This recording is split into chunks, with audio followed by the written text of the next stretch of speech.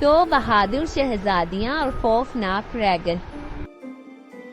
ایک دفعہ کا ذکر ہے، ایک دور دراز سلطنت میں دو شہزادی بہنیں رہتی تھیں، ایلارا اور سیرافین۔ ایلارا بڑی اور بہادر تھی، جسے پورے علاقے میں اس کی جنگی مہارت کے لیے جانا جاتا تھا، اور سیرافین چھوٹی، نرم مزاج اور شفیق تھی، لیکن اس نے کبھی تلوار نہیں اٹھائی تھی۔ دونوں مل کر ولواریا کی پرامن سلطنت پر حکومت کرتی تھیں، یہاں تک کہ ایک منحوس دن ایک خوفناک ڈریگن ظاہر ہوا۔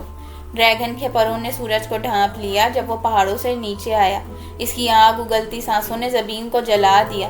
اس نے گھراتے ہوئے خراج کا مطالبہ کیا، سونا، زیورات اور سب سے خوفناک چیز سیرافین۔ اپنی رعایا کو بچانے کے لیے سیرافین نے ڈریگن کے ساتھ جانے کی رضامندی ظاہر کی۔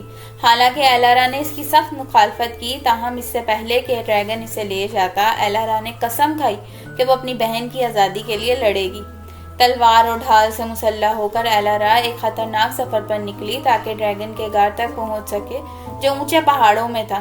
کئی دن گزرے جب وہ خطرناک چٹانوں اور تاریک جنگل کو عبور کرتی رہی۔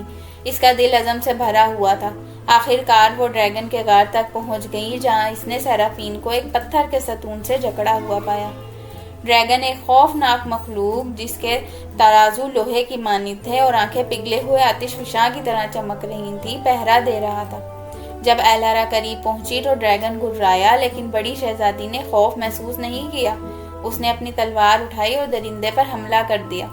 جنگ سخت تھی، شعلے غار کی دیواروں کو چاٹ رہے تھے اور ایلارا آگ کی روشنی میں اپنی چمکتی ہوئی تلوار کے ساتھ بار بار ڈریگن کے واروں سے بچ رہی تھی۔ اس نے ڈریگن کے پیٹ پر وار کیا، جہاں ترازو کمزور تھے، لیکن مخلوق بہت مضبوط اور بے رحم تھی۔ لڑائی کے دوران سیرافین، حالانکہ خوف زدہ تھی، اپنی زنجیروں سے آزاد ہونے میں کامیاب ہو گئی۔ اس نے اپنی بہن کو جدوجہد کرتے دیکھا اور بغیر کسی ہچکچاہٹ کے گرا ہوا نیزہ اٹھایا اور اپنی پوری طاقت کے ساتھ سیرافین نے نیزہ ڈریگن کے سینے میں پھینک دیا۔ وہ ڈریگن کے دل میں پیوست ہو گیا اور آخری چیخ کے ساتھ درندہ زمین پر گر پڑا۔ گہری سانسیں لیتے ہوئے ایلارا اپنی بہن کے پاس دوڑ گئی اور اسے گلے سے لگایا۔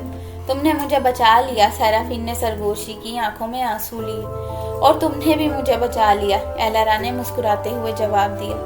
دونوں شہزادیاں ایک ساتھ اپنی سلطنت میں واپس آئیں، جہاں انہیں ہیرو قرار دیا گیا۔